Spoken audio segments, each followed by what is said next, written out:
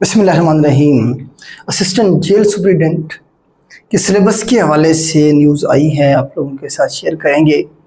उसका जो पेपर का पैटर्न है वो चेंज किया गया है। वन पेपर से इसका जो पैटर्न है मल्टी पेपर की तरफ ले गए हैं, मतलब एक से ज़्यादा पेपर होंगे। 3 पेपर प्रपोज किए गए हैं डिपार्टमेंट की तरफ से पीपीएससी को, जिसमें आप देखें कि एक तो आपका पहला जो एग्ज़ाम है वो 100 मार्क्स का वही जीके वाला पेपर ही होगा, जिसमें वही 10 सब्जेक्ट होंगे आपके जो जर्नल बताए गए थे। इसमें पाकिस्तान अफेयर होगा, world geography, English, math, computer, Urdu, everyday science, current affair, ये सारी चीज़ें उसके अंदर होंगी। 10 के 10 सब्जेक्ट जो होती हैं एक जर्नल पेपर के। ये एमसीक्यूज टाइप होगा 100 मार्क्स का। उसके साथ अब पहले यही बताया गया था, प्रैंक किया है कमीशन ने, ये ओपन मेरिट का भी चेंज कर दिया हुआ है, और जो सर्विस कोटा वाले आए हैं उनका भी इंशाल्लाह 2-4 दिनों में पीपीएससी की तरफ से कोई ना कोई नोटिफिकेशन भी आ जाएगा। अभी तक जो प्रपोज किया गया है पीपीएससी को वो सिलेबस यही है जो मैं आपको बता रहा हूँ।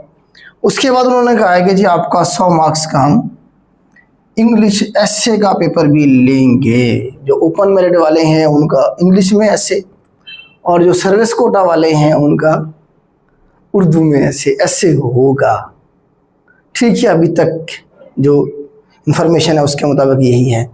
उसके बाद तीसरा एग्जाम इन्होंने रखा 100 मार्क्स का, जो प्रिजन के लॉ हैं, जो रूल्स हैं, जो एक्ट हैं उनके हवाले से। उनमें ये 3 जो हमारे पास मेजर एक्ट या रूल्स हैं जो प्रपोज किए गए हैं, जिसमें देखिए प्रिजन एक्ट है हमारे पास 1894 का,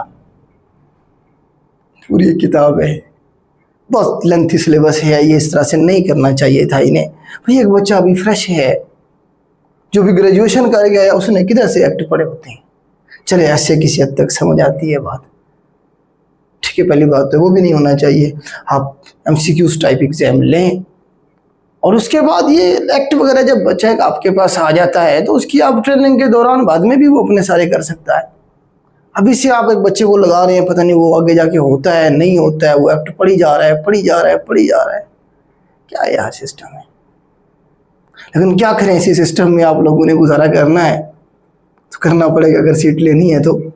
उसके बाद हमारे पास पाकिस्तान प्रिजन रूल है 1978 के। उसके बाद उन्होंने डाला है United nation standard minimum rule for treatment of prison, जिसे नेल्सन मंडेला रूल 2015 भी कहा जाता है। तो ये 3 आपके जो है ना जी, आप देखें कि लॉ का पोर्शन में ये 2 इसमें रूल्स डालने हैं और